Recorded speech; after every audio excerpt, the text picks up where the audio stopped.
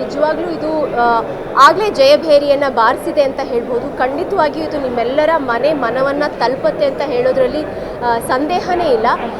ಧನಂಜಯ್ ಅವರು ಅವರ ಹ್ಯುಮಿಲಿಟಿ, ಅವರ truth, he is live to the character. And Ramesh Indra ಅವರಂತೂ ಟಾಪ್ ನಾಚ್ ಪರ್ಫಾರ್ಮೆನ್ಸ್.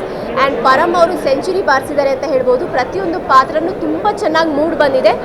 ಹಾಗಾಗಿ ದಯಮಾಡಿ ಎಲ್ಲರೂ ಸಪೋರ್ಟ್ ಮಾಡಿ ಚಿತ್ರಮಂದಿರಕ್ಕೆ ಒಂದು ಚಿತ್ರವನ್ನು ನೋಡಿ ಅಂತ ಕೇಳ್ಕೊತೀನಿ. Thank you very much. All the best Koti. Thank you.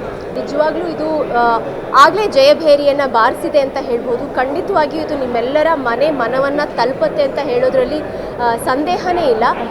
Dhananjay ಅವರು ಅವರ ಹ್ಯುಮಿಲಿಟಿ, ಅವರ truth, he is live to the character. And Ramesh Indra ಅವರಂತೂ top notch performance. And Param ಅವರು ಸೆಂಚುರಿ ಬಾರಿಸಿದ್ದಾರೆ ಅಂತ ಹೇಳ್ಬೋದು. ಪ್ರತಿಯೊಂದು ಪಾತ್ರನೂ ತುಂಬ ಚೆನ್ನಾಗಿ ಮೂಡ್ ಬಂದಿದೆ. ಹಾಗಾಗಿ ದಯಮಾಡಿ ಎಲ್ಲರೂ ಸಪೋರ್ಟ್ ಮಾಡಿ ಚಿತ್ರಮಂದಿರಕ್ಕೆ ಒಂದು ಚಿತ್ರವನ್ನು ನೋಡಿ ಅಂತ ಕೇಳ್ಕೊತೀನಿ. Thank you very much. All the best Koti. Thank you.